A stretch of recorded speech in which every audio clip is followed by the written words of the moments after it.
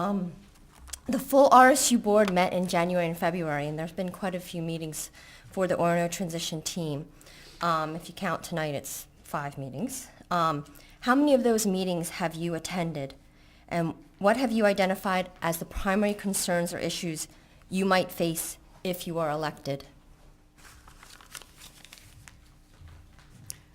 Since January, I haven't been a very good attender of those meetings. I've been to one of the RSU board meetings.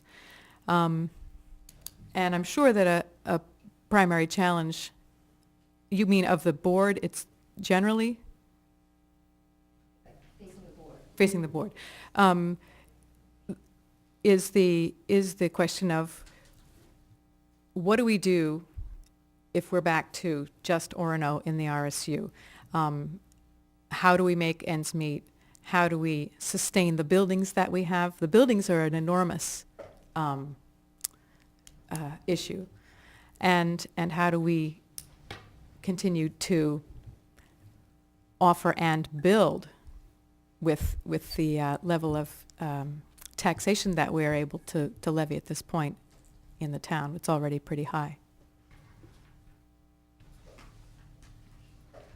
So I've been to both of the board meetings and all of the transition meetings that have happened. And obviously agree with the challenges around the budget, but I think just from a perspective of the greatest challenge I see is really operating as a functional, well-informed board. The board is expected to make a lot of decisions, and from someone who's staffed boards, I worry that they're not getting the level of detail and specificity necessary to make sound decisions, and they're making some pretty critical decisions.